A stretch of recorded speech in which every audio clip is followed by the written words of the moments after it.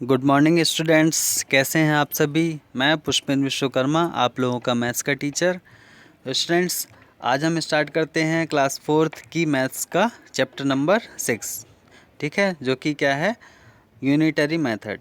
ठीक है, तो स्टूडेंट्स, इसके पिछले वीडियो में मैंने आप लोगों को इस चैप्टर के बारे में बताया था, ठीक है ना। यूनिटरी मेथड क्या होती है, ये चीज़ मैंने बताई थी। आइए हम उस चीज़ को थोड़ा सा और पढ़ लेते हैं, फिर इसके बाद में आगे का हम पढ़ेंगे, ठीक है ना। तो इसके पहले 5th चैप्टर तक मैंने करवा दिया है, ठीक है ना। अब ये 6th चैप्टर मैंने पहले भी पढ़ाया था, लेकिन इसको जो है मैं फिर से एक बार आपको बताऊंगा, ठीक है। तो यूनिटरी मेथड क्या होती है, आइए हम जानते हैं, ठीक है ना। तो यूनिटरी मेथड क्या होती है, व्हाट इज़ यूनिटरी मेथड, क्या लिखा हुआ है यहाँ पे। The unitary method is used to find the value of a unit from the value of a multiple and hence the value of a multiple, ठीक है ना। तो यूनिटरी मेथड में क्या होता है कि जैसे सपोज करिए कि आपके पास में जो है, आपने बाज़ार से गए और आपने जो है 12 जो है एप्पल ख़रीदे, ठीक है ना। 12 एप्पल आपने ख़रीदे, कितने रुपए के, 24 रुपये के, ठीक है ना। 24 रुपीज़ का आपने 12 एप्पल ख़रीदा, ठीक है ना। तो अब आपको जो है, अगर मैं बोलूं कि 5 एप्पल्स के आप प्राइस बताइए, ठीक है ना। 5 एप्पल्स कितने रुपए के आपको मिले हैं, ठीक है। तो इस तरह की जो चीज़ें हैं, इनको निकालने के लिए जो है यूनिटरी मेथड का यूज़ किया जाता है, ठीक है ना। तो जैसे कि मैं आपको बता रहा था एग्जांपल, जैसे 12 एप्पल्स अगर आपने मार्केट से लिया है, ठीक है ना। 12 एप्पल्स कितने रुपए के पड़े आपको, 24 रुपीज़ के, ठीक है ना। तो आपको जो 12 एप्पल्स हैं, इनकी कॉस्ट कितनी हुई, 24 रुपीज़ की, ठीक है ना। तो अगर मैं पूछूं कि 1 एप्पल आपको कितने रुपए का पड़ा, ठीक है ना, 1 एप्पल आपको कितने रुपए का पड़ा, तो आप क्या करेंगे, 24 रुपीज़ में आप 12 का डिवाइड कर देंगे, तो कितना हो जाएगा, 2, मीन्स 2 रुपीज़ का एक एप्पल है, ठीक है ना। तो कभी भी कितनी भी चीज़ों की वैल्यू दी हो, उसमें से एक सिंगल चीज़ की वैल्यू निकालना, ठीक है ना। यूनिट चीज़ की वैल्यू निकालना, ठीक है ना, वो कहलाता है क्या, यूनिटरी मेथड, ठीक है ना। यही चीज़ देखिए यहाँ पे लिखी हुई, क्या, what is unitary method. The unitary method is use to find the value of a unit. एक यूनिट मतलब क्या होता है, 1, ठीक है ना। यूनिट मतलब होता है 1, मीन्स कितनी भी वैल्यूज़ दी हो हमें, उनमें से हमें सिर्फ एक चीज़ की वैल्यू निकालना है, ठीक है ना। पहले एक चीज़ की वैल्यू निकालना है, फिर उसके बाद में जितनी भी चीज़ की वैल्यू हमें निकालने को कहा गया है, उसको भी हम निकाल सकते हैं। तो किसी भी चीज़ में से सिर्फ एक पर्टिकुलर चीज़ की कॉस्ट निकालने को ही हम जो है क्या कहते हैं, यूनिटरी मेथड कहते हैं, ठीक है ना। तो इस तरह से जो किया जाता है, इसको हम यूनिटरी मेथड कहते हैं। तो जब भी हमारे पास में एक सिंगल चीज़ की वैल्यू आ जाती है, तो फिर हमें जो है मल्टीपल निकालने में कोई दिक्कत नहीं जाती, ठीक है ना। तो इस तरह से, जैसे कि आपके पास में अगर 20 रुपये है, मान लीजिए, ठीक है ना, आपके पास में 20 रुपये है, ठीक है। और 20 रुपीज़ आपको कितने लोगों में बांटना है, 5 लोगों में बांटना है, ठीक है ना। 5 पर्सनस हैं आपके पास में, आपके भाई बहन हैं। तो आपके पास में टोटल 20 रुपये है, ठीक है। और आपको जो है 5 पर्सनस का निकालना है, ठीक है ना। 5 पर्सनस को वो 20 रुपये बांटने हैं। तो आप कैसे करेंगे, आपको ये बताना है कि आप एक पर्सन को जो है कितने रुपए देंगे, ठीक है ना।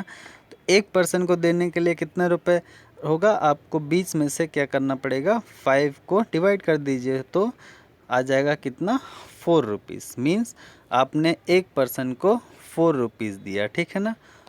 तो इस तरह से कई सारी जब वैल्यूज़ दी रहती हैं, उसमें से एक सिंगल पर्सन मतलब यूनिट की वैल्यू निकालना ही क्या कहलाता है, यूनिटरी मेथड कहलाता है। और फिर जब आपके पास यूनिट की वैल्यू आ जाएगी, तो फिर आप क्या कर सकते हैं, आप जो है, आपको कितनी भी चीज़ों की वैल्यू निकालना है, आप जो है कर सकते हैं, ठीक है ना।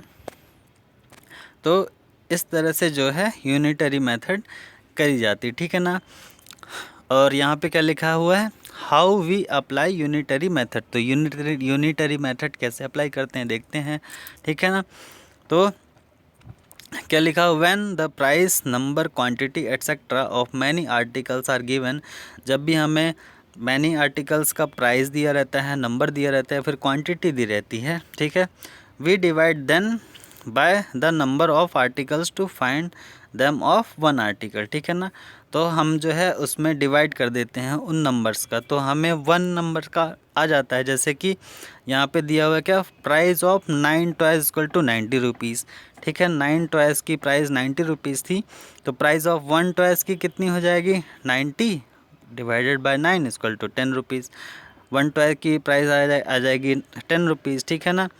इस तरह से यहाँ पे क्या लिखा हुआ है, when the price of one article is given we multiply the number of articles to find the price of many articles, ठीक है ना। तो इसके जो यूनिटरी मेथड है, इसको अप्लाई करने के क्या 2 स्टेप हैं, ठीक है ना।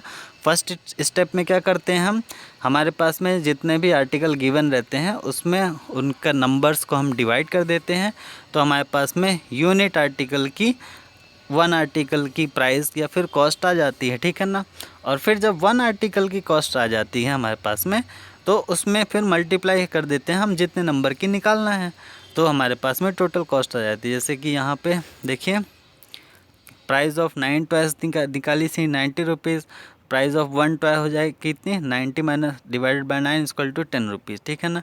अब इसके बाद में सेकेंड स्टेप में क्या है, when the price of one article is given we multiply it by the number of articles to find the price of many articles. तो हम फिर नंबर्स में मल्टीप्लाई कर देते हैं, तो हमें मैनी आर्टिकल्स की प्राइस मिल जाए। जैसे हमें 1 टॉय की प्राइस आ गई थी 10 रुपये, तो प्राइस ऑफ 1 टॉय कितना है, 10 रुपये। तो अब आप, अगर आपसे कोई पूछे प्राइस ऑफ 15 टॉय कितना है, तो आप 10 इंटू 15 कर दिए तो 150 रुपीज़ हो जाएगा, ठीक है ना। तो फिर इसके बाद में जो ये 2 ऑपरेशंस हैं मेन, यही 2 ही स्टेप हैं, इन्हीं को हमें करना रहता है, ठीक है ना। तो हम इन दोनों को जो है एक साथ भी कर सकते हैं, मिक्स ऑपरेशन कर सकते हैं, तो हमारी जो यूनिटरी मेथड है उससे जो है सॉल्व हो जाएगा बहुत ही आसानी से, ठीक है ना। जैसे कि यहाँ पे हम एग्जांपल देखते हैं, क्या लिखा हुआ है, the price of 9 toys 90 rupees, what will be the price of 15 toys, ठीक है ना।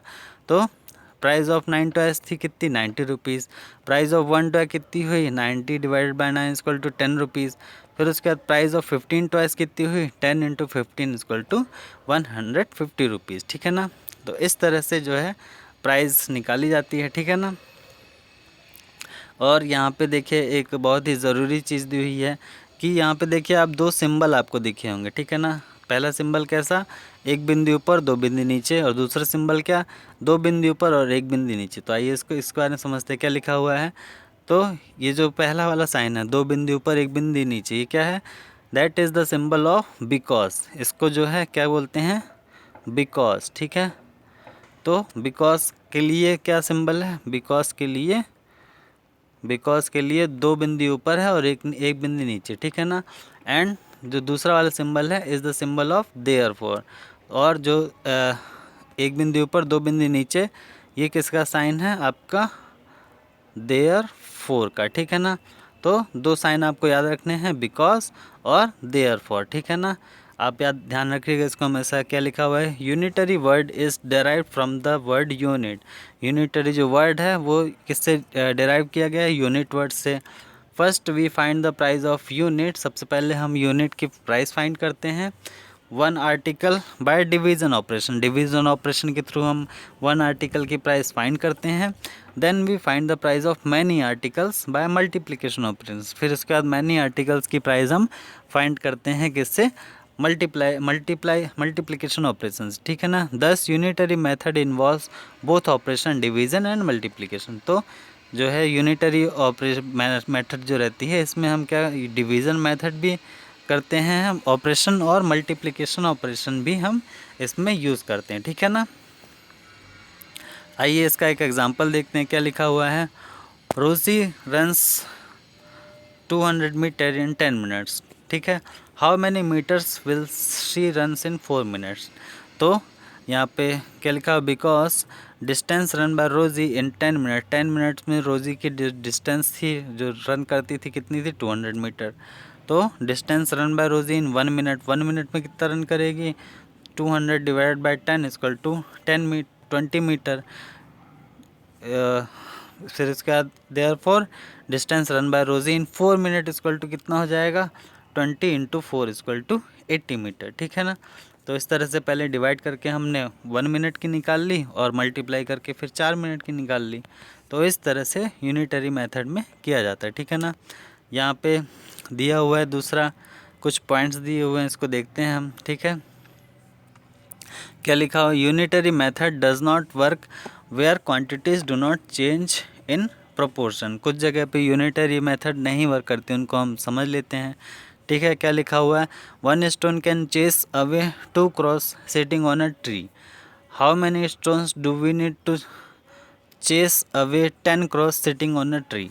तो इस तरह की जो रहते हैं, इसमें जो है आपकी यूनिटरी मेथड जो है अप्लाई नहीं होगी, ठीक है ना। जैसे लिखा है, the length of 10 rupee note is 14 centimetre, what will be the length of 20 rupees note. तो इसमें भी आपकी यूनिटरी मेथड अप्लाई नहीं होगी। इसके बाद क्या लिखा, Anjali is 100 centimetre tall, the age of 8 years, how tall she will be the age of 16 years. तो इसमें भी आप यूनिटरी मेथड को अप्लाई नहीं कर सकते, ठीक है ना। तो ये कुछ चीज़ें हैं जिसमें हम यूनिटरी मेथड को अप्लाई नहीं कर सकते हैं, ठीक है, आप ध्यान रखिएगा। इसके बाद देखिए यहाँ पे एक्सरसाइज दी हुई है, ठीक है। एक्सरसाइज आपको करना है, ठीक है ना। जैसे क्या लिखा, 5 लीटर मिल्क कॉस्ट 85 रुपीज़, तो what will be the cost of 8 litre milk. तो 5 लीटर मिल्क की कॉस्ट है कितनी, 85। तो सबसे पहले आप 1 लीटर की निकालेंगे, ठीक है ना। तो 85 डिवाइडेड बाय 5 आ जाएगा, और फिर आप 8 लीटर की निकाल लेंगे तो आपको उसकी कॉस्ट आ जाएगी, ठीक है। इसी तरह से 12 नोटबुक की कॉस्ट कितनी है, 48 रुपीज़। तो आपको क्या करना, find the cost of 15 notebooks, 15 notebooks की निकालनी है। तो इस तरह से ये जितने भी क्वेश्चन दिए हैं यहाँ पे, ये सारे के सारे जो है यूनिटरी मेथड पे ही बेस्ड हैं। आप इनको करिएगा, ठीक है। और अगर कुछ इसमें नहीं समझ में आता है तो आप जो है मुझसे पूछ लीजिएगा, मैं आपको इसको बता दूंगा, ठीक है ना। फिर इसके बाद में यहाँ पे आपका कुछ मल्टीपल चॉइस क्वेश्चन दिए हुए हैं, ठीक है। तो ये आप जो चैप्टर है पहले जो भी चीज़ें पढ़ चुके हैं उनके हिसाब से आप जो है इसको सॉल्व करिए, ठीक है। और अगर कहीं पे कुछ नहीं बनता है तो मैं तो इसको करा दूंगा आगे चल के, ठीक है ना। इसके बाद आइए नेक्स्ट चैप्टर में चलते हैं। तो जो हमारा नेक्स्ट चैप्टर है क्या है, characteristics of multiples and factors. तो हम जो है यहाँ पे देखेंगे क्या, जो आपके मल्टीपल्स रहते हैं और फैक्टर्स रहते हैं, इनकी क्या क्या कैरेक्टरिस्टिक्स होती है, इनके बारे में जानेंगे, ठीक है ना। तो इस सबसे पहले आपको क्या पता होना चाहिए कि मल्टीपल्स क्या होते हैं, ठीक है, और फैक्टर्स क्या होते हैं। इन दो चीज़ों को हम सबसे पहले जानेंगे, ठीक है। तो आइए जानते हैं सबसे पहले क्या, कि मल्टीपल्स क्या होते हैं। मल्टीपल्स क्या कहलाते हैं, व्हेन वी मल्टीप्लाई एनी 2 और more numbers we get a product. तो ये चीज़ आपको पता है कि जब भी हम 2 या 2 से अधिक नंबर्स को मल्टीप्लाई करते हैं, ठीक है, तो हमें क्या है, एक प्रोडक्ट मिलता है, ठीक है। The product is called a multiple of each of the number multiply, ठीक है ना। जैसे कि यहाँ पे देखिए, 4 में 1 का मल्टीप्लाई किया तो 4 आया, 4 में 2 का मल्टीप्लाई किया तो 8 आया, 4 में 3 का मल्टीप्लाई किया तो 12 आया, 4 में 4 का मल्टीप्लाई किया तो 16 आया, ठीक है। इस तरह से हम कह सकते हैं कि नंबर जो है 4, 8, 12 और 16 जो है ये मल्टीप्लाई करना है। 4 में मल्टीप्लाई जब हमने किया किसका, 1, 2, 3, 4 का मल्टीप्लाई किया तब हमें ये मिला। तो हम क्या कह सकते हैं कि नंबर जो है 4, 8, 12, 16 ये जो हैं मल्टीपल्स ऑफ 4 कहलाते हैं, ठीक है ना। इसी तरह से हम जो है 2 का मल्टीपल्स निकाल सकते हैं, 3 का मल्टीपल्स निकाल सकते हैं, हम जो है किसी भी नंबर्स का मल्टीपल्स निकाल सकते हैं, ठीक है ना, सिर्फ उसमें मल्टीप्लाई करके, ठीक है ना। यहाँ पे देखिए क्या एक टेबल दी हुई है क्या, which shows the first 10 multiples of numbers 1 to 10। ठीक है, 1 to 10 के जो नंबर्स हैं फर्स्ट 10 मल्टीपल्स वो दिया हुआ, ये देखिए यहाँ पे ये 1 का मल्टीपल्स हैं पूरे, फिर यहाँ पे 2 के मल्टीपल्स है। ठीक है, यहाँ पे 3 के मल्टीपल्स हैं, यहाँ पे 4 के मल्टीपल्स हैं। तो स्टूडेंट्स आपको ये मल्टीपल्स जो है 1 to 10 याद रहने चाहिए। ठीक है ना, और इन्हीं को हम क्या है टेबल्स भी बोलते हैं। ठीक है ना, आप लोगों ने टेबल्स याद करी होंगी। ठीक है ना, तो वो भी यही चीज़ है, सेम चीज़, उसी को जो है हम मल्टीपल्स बोलते हैं। ठीक है ना, जैसे यहाँ पे 2 का मल्टीपल है। ठीक है, तो कैसा 2 में से जब 1 का मल्टीप्लाई करेंगे तो 2 आएगा, 2 में जब 2 का मल्टीप्लाई करेंगे तो 4 आएगा, 2 में 3 का मल्टीप्लाई करेंगे तो 6 आएगा। इस तरह से 2 1 ज़ा 2, 2 2 ज़ा 4, 2 3 ज़ा 6, 2 4 ज़ा 8, 2 5 ज़ा 10, 2 6 ज़ा 12, 2 7 ज़ा 14, 2 8 ज़ा 16, 2 9 ज़ा 18, 2 10 ज़ा 20। ठीक है, तो ये आपका टेबल के जैसा ही है। ठीक है ना, तो आपको जो है 1 से 10 तक के जितने भी फर्स्ट 10 मल्टीपल्स हैं ये आपको याद रहने चाहिए। ठीक है ना, ऑब्वियसली आप लोगों ने टेबल्स पढ़ी होंगी। ठीक है ना, 10 तक की टेबल आपको या आती होंगी। ठीक है ना, तो ये आपको आसानी से बन जाएगा। ठीक है ना, तो मल्टीपल्स किसको कहते हैं आपको पता ही होगा। ठीक है, अब इसके बाद में क्या है, क्या निकालना है, कॉमन मल्टीपल्स क्या होते हैं ये जानते हैं हम। तो कॉमन मल्टीपल्स कैसे होते हैं, look at the multiples of 2 and 3। 2 और 3 के मल्टीपल्स हम देखते हैं पहले। ठीक है, तो यहाँ पे देखिए जो मल्टीपल्स ऑफ 2 क्या क्या दिया है, 2 4 6 8 10 12 14 16 18 20, ये आपके 2 के मल्टीपल हो गए। इसके बाद मल्टीपल ऑफ 3 क्या है, 3 6 9 12 15 18 21 24 27 13, ये 3 के मल्टीपल हो गए। तो अब हमको क्या देखना है कि इन दोनों के जो मल्टीपल्स लिखे हैं इन दोनों में कॉमन कौन कौन से मल्टीपल हैं। तो सबसे पहला मल्टीपल क्या कॉमन है, यहाँ पे देखिए 6 दोनों में है, फिर आपका 12 दोनों में है, फिर आपका 18 दोनों में है, फिर अगर इधर बढ़ते जाएंगे तो 24 इसमें भी आएगा, 24 इसमें भी आएगा, फिर बढ़ते जाएंगे तो 30 इसमें भी है, 30 उसमें भी आएगा। तो इस तरह से जो मल्टीपल्स जो है दोनों में होते हैं, ठीक है ना, उनको हम जो है कॉमन मल्टीपल्स कहते हैं। ठीक है ना, तो ये देखिए यहाँ पे लिखा हुआ है क्या कि we see that 6 is a multiple of both 2 and 3। ठीक है, similarly 12 and 18 are also multiple of both 2 and 3। ठीक है, 6 12 and 18 are called common multiples of 2 and 3। तो आपका 6 12 और 18 जो है वो कॉमन मल्टीपल कहलाएगा 2 और 3 दोनों का। ठीक है, फिर इसके बाद में क्या लिखा हुआ, now look at the multiplication fact. ठीक है, मल्टीप्लिकेशन का जो फैक्ट है वो क्या होता है कि जो भी ये 2 3 और 4, ठीक है, इनका जब मल्टीप्लाई करेंगे तो 24 आया। ठीक है ना, तो here 24 is common multiple of 2 3 and 4। जैसे कि कभी हमको जो है 3 नंबर दिए हैं अलग अलग, जैसे 2 3 और 4 का कॉमन मल्टीपल निकालना है हमें, तो हम क्या कर सकते हैं कि डायरेक्ट जो है तीनों को मल्टीप्लाई कर देंगे और जो भी हमारा आएगा, यहाँ पे 2 into 3 किया तो 6 आया एंड 6 into 4 किया तो 24 आया। तो 24 जो है ये भी आपका जो है कॉमन मल्टीपल ही कहलाएगा तीनों का। तो कभी भी आपको अगर कहा जाए कि कॉमन मल्टीपल निकालना है तो आप डायरेक्टली जो है तीनों का गुणा कर सकते हैं, तीनों का मल्टीप्लाई कर दीजिए तो आपका आंसर है। जैसे मैं कहूँ कि 3 4 और 5 का कॉमन मल्टीपल निकालना है तो आपको क्या करना है, डायरेक्ट 3 into 4 करना है तो कितना हो जाएगा, 3 into 4 इक्वल टू 12 और फिर 12 into 5 कर देंगे, 12 into 5 कितना हो जाएगा 60। ठीक है, तो 60 जो है ये आपका जो है 3 4 और 5 का कॉमन मल्टीपल्स आ जाता है। ठीक है ना, तो इस तरह से आप बहुत ही जल्दी जो है कॉमन मल्टीपल्स निकाल सकते हैं। ठीक है ना, फिर उसके बाद क्या लिखा हुआ है, प्रॉपर्टीज़ ऑफ मल्टीपल्स। तो प्रॉपर्टीज़ कौन कौन सी होती हैं मल्टीपल्स की, आइए जान लेते हैं। पहला क्या लिखा हुआ है, every number is a multiple of itself. हर एक नंबर जो है अपना खुद का मल्टीपल्स होता है। जैसे 1 into 1 ठीक है। 7 is a multiple of 7, 12 is a multiple of 12, ठीक है। 1 का मल्टीप्लाई करेंगे तो वही नंबर मिलेगा, इसलिए हर एक नंबर अपना खुद का मल्टीपल होता है, ठीक है। वही चीज़ लिखी हुई है, every number is a multiple of itself, वो खुद का ही मल्टीपल होता है। सेकंड क्या लिखा हुआ है, every number is a multiple of 1, हर एक नंबर जो है 1 का मल्टीपल होता है, ठीक है ना।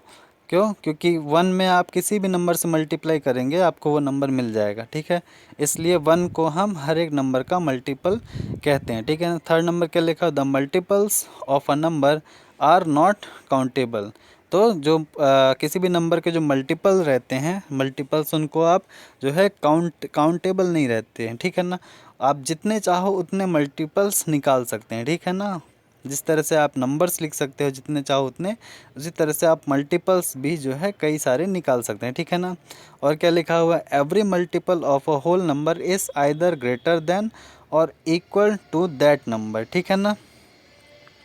तो क्या लिखा हुआ, every multiple of a whole number, किसी भी नंबर का जो मल्टीपल रहता है वो या तो उससे बड़ा होगा या तो उसके बराबर होगा, ठीक है ना। जैसे कि यहाँ पे लिखा हो 6, 12, 18, 24, multiple of 6 are greater than 6 while multiple of 6 is equal to 6, तो उसके बराबर भी है और इक्वल भी है और बड़ा भी है, ठीक है ना। इक्वल भी है उसके और उससे बड़ा भी है, ठीक है ना। फिर उसके बाद क्या लिखा हुआ है, zero is a multiple of every number. तो एवरी नंबर का जैसे 1 मल्टीपल होता है वैसे 0 भी होता है, because every number multiply by 0 is given 0, क्योंकि किसी भी नंबर में हम 0 को मल्टीप्लाई करेंगे तो हमें 0 ही मिलता है, ठीक है। इसके बाद क्या लिखा हुआ है, a multiple of a number can be divided by the number exactly without an remainder, ठीक है ना। तो कभी भी कोई किसी भी नंबर का अगर कोई मल्टीपल दिया हुआ है तो वो मल्टीपल उस नंबर को जो है पूरी तरीके से डिवाइड कर देगा, ठीक है ना। और हमें जो है रिमाइंडर कुछ भी नहीं मिले। जैसे 15 इज़ अ मल्टीपल ऑफ 3, 15 अगर मल्टीपल है 3 का तो 15 डिवाइडेड बाय 3 अगर हम करेंगे तो हमें 5 मिलेगा, ठीक है। इस तरह से 63 इज़ मल्टीपल ऑफ 7, तो 63 में जब 7 से डिवाइड करेंगे तो आएगा कितना, 9, कोई भी रिमाइंडर नहीं बचेगा, ठीक है ना। फिर इसके बाद में इवन नंबर दिया हुआ, इवन नंबर क्या होता है, a number which is a multiple of 2 is called even number, जो भी 2 के मल्टीपल्स रहते हैं उनको इवन नंबर कहते हैं, ठीक है ना। 3 dots shows that even number are much more and not countable, वही ये जो डॉट डॉट डॉट आगे करके बढ़ा दिया हमने, इसका मतलब यही है कि कई सारे होते हैं इवन नंबर्स और हम इनको जो है काउंट नहीं कर सकते हैं, ठीक है ना। और इवन नंबर्स का क्या है, even numbers have digits 0, 2, 4, 6 and 8 on their ones places. एक इवन नंबर्स की ये भी पहचान है कि इनके जो वंस प्लेस में 0, 2, 4, 6 और 8 हो जो ये होता है, ठीक है ना। इसके बाद क्या लिखा हुआ है, ऑड नंबर्स। तो ऑड नंबर्स क्या होते हैं, a number which is not a multiple of 2 is called odd number. तो जो के मल्टीपल्स नहीं होते उनको भी ऑड नंबर बोला जाता है, ठीक है ना। और जैसे कि क्या 1, 3, 5, 7, 9, 11, 13, 15, इस तरह के जो नंबर हैं ये ऑड नंबर कहलाते हैं, ठीक है ना। और क्या लिखा, ऑड नंबर्स हैव डिजिट 1, 3, 5, 7 और 9 एट देयर वंस प्लेसेस। तो ऑड नंबर की जो वंस प्लेसेस में क्या होता है आपका 1, 3, 5, 7 और 9 रहता है, ठीक है ना। और क्या लिखा, if we add 1 to an odd number it becomes at even number. तो अगर कोई भी हमारे पास में ऑड नंबर दिया हुआ है, ठीक है, उसमें हम 1 प्लस कर देंगे अगर, ठीक है, ऐड कर देंगे तो हमें इवन नंबर मिल जाएगा।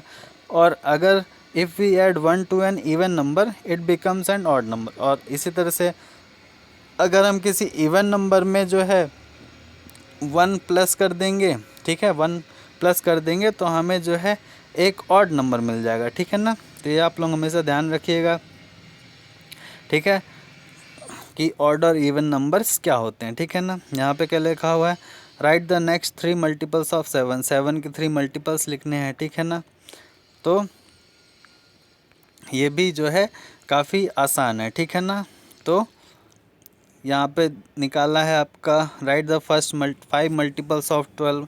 तो ये आपके 12, 24, 36, 40 और 60 है।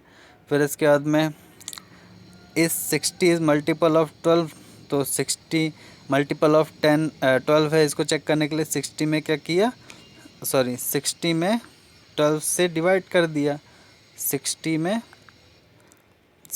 12 से डिवाइड कर दिया तो आपका कितना आएगा, 5 आंसर आ जाएगा। पूरी तरह से डिवाइड हो जाएगा, इसलिए 60 जो है वो मल्टीपल है 12 का, ठीक है ना। फिर इसके बाद दिया हुआ है क्या, write the numerals for all even numbers between 51 to 71। 51 और 71 के बीच में सभी इवन नंबर्स आपको बताने हैं, ठीक है ना। तो इवन नंबर्स के डिजिट क्या होते हैं, 0, 2, 4, 6 और 8 रहता है। तो कौन कौन से हो जाएंगे, 52, 54, 56, 58, 60, 62, 64, 66, 68, 70, इतने आपके इवन नंबर्स हो जाएंगे, ठीक है ना। तो और क्या लिखा हो question, are all the multiples of 6 also multiple of 3। जितने भी 6 के मल्टीपल्स हैं वो क्या 3 के भी मल्टीपल्स होंगे, तो yes, because 6 is a multiple of 3, क्योंकि 6 जो है मल्टीपल है किसका, 3 का, ठीक है। तो इस तरह से एक्सरसाइज 7.1 में दिया हुआ है, आपको फर्स्ट 5 मल्टीपल्स निकालना है, यहाँ पे 3 नेक्स्ट 3 मल्टीपल्स निकालना है, इवन नंबर्स में सर्कल लगाना है, ठीक है। फिर इसके बाद is the first numbers multiple of the second, ये आपको चेक करना है, ठीक है ना। फिर write the numerals for the even numbers between 31 to 51, 31 to 51 के बीच में इवन नंबर्स निकालना है। फिर उसके बाद ऑड नंबर में सर्कल लगाना है। तो इस तरह से ये एक्सरसाइज आप लोग करिए स्टूडेंट्स, ठीक है ना। इसके बाद में फिर अगर आपको कहीं पे कोई दिक्कत आती है तो आप मुझसे पूछ लीजिएगा, ठीक है ना। मैं आपको जो है बता दूंगा, ठीक है। ठीक है स्टूडेंट्स, तो इस तरह से आज हमने मल्टीपल्स के बारे में जाना, ठीक है। ठीक है, तो आप लोग इसको करिए 7.1 एक्सरसाइज, ठीक है। साथ ही साथ जो आपकी यूनिटरी मेथड की जो एक्सरसाइज थी इसको भी करिए, और अगर कहीं पे कोई प्रॉब्लम आती है तो आप जो है मुझसे पूछ लीजिएगा, मैं आपको बता दूंगा, ठीक है students. Thank you, have a nice day.